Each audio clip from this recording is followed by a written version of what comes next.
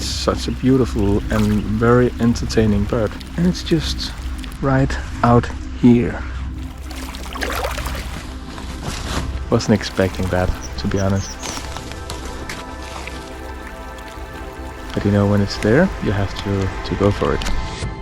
Hello guys, and welcome back. Nice to have you here. Today I will share with you an amazing experience I had with an encounter. Actually from when I was out shooting my latest 2 POV videos in the snow-covered forest. As I was walking back to my car after shooting a whole day, suddenly I heard a weird sound. And I stopped to listen. I slowly moved closer while listening and scouting. Okay. And there it was. This very characteristic little bird sitting on a branch down in the small pond. Look at this. The white-throated dibber. That down there is in Danish we call it venstær. And that's a pretty cool bird. I took a few documenting pictures with my 35 to 150 millimeter that I've used for the POV video. Okay, for this bird I really have to change lenses. So let's do that. But I obviously had to change lenses to get better shots.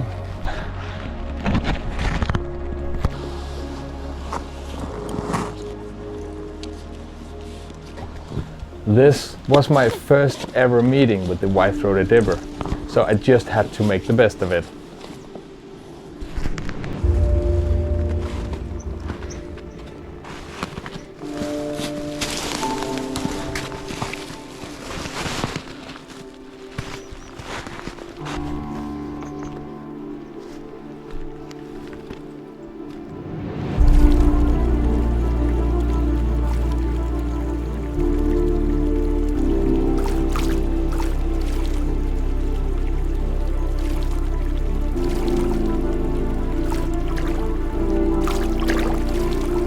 Here in Denmark, it's not a common bird, and people mostly get to see them during the cold month, when they migrate from the north as the watercourses in Norway and Sweden starts to freeze. It's only on very rare occasions they stay here all year and breed, since they need clear waters and a good current and rocky bottoms. And that's not something we have much of here in Denmark. All this water is from a natural spring just further up there. The reason this little guy has settled down here is due to these waters, as the dibber source of food comes from underneath the surface. And this is where this bird gets really interesting.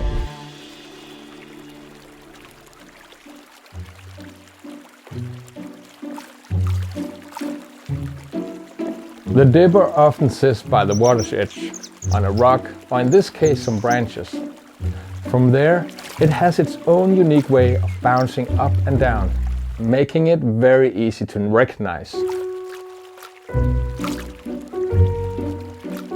It sticks its head under the surface once in a while to look for food, before it eagerly plunges into the water and disappears into the depth.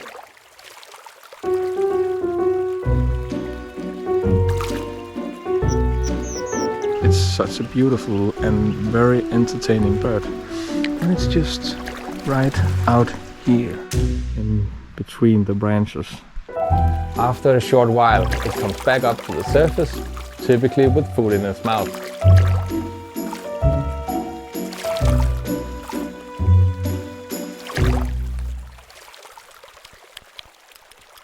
And if you look carefully, just as the dibber dives into the water, you can actually see that it's closing a whitish eyelid over its eyes, protecting them while the bird is submerged.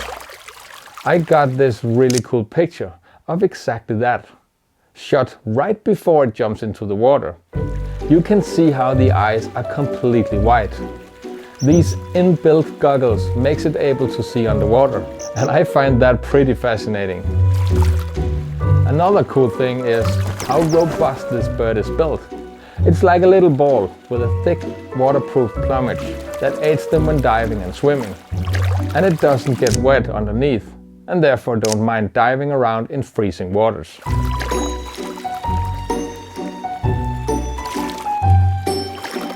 It is a joy to just sit and look at it while it roams around underneath the branches. It's such an entertaining bird to watch. There's always something going on, bouncing up and down, diving, swimming, flying around, eating and so on.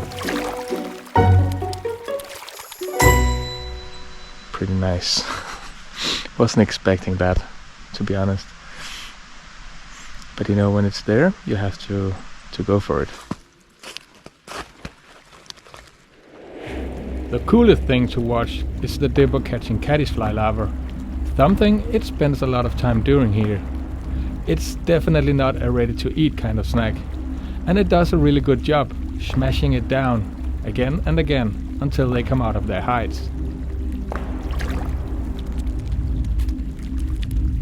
And it's also very easy to get near to this bird. It's trustful, and if I just sit still, eventually it will come close.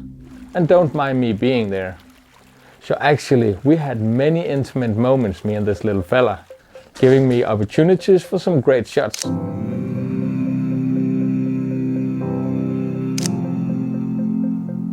As with many wildlife species, the white-throated dipper faces challenges in terms of habitat loss and population, so conservation efforts are crucial to ensure their continual survival. As mentioned, we only have very few breeding dippers here in Denmark, and therefore organizations have put up breeding nests and boxes along suited streams around the country. At this location, such a box have actually been put up here underneath this fallen tree, in hope for it to move in and stay throughout the year. I cross my fingers for that and will come back later to see if it's still here.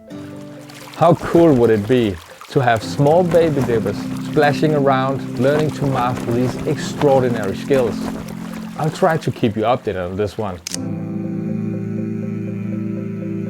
I am truly happy with this experience. My first white-throated dipper encounter, and I actually think I got some pretty okay shots. Both with my Sony FX3, shooting a bunch of slow motion, but also some really nice pictures.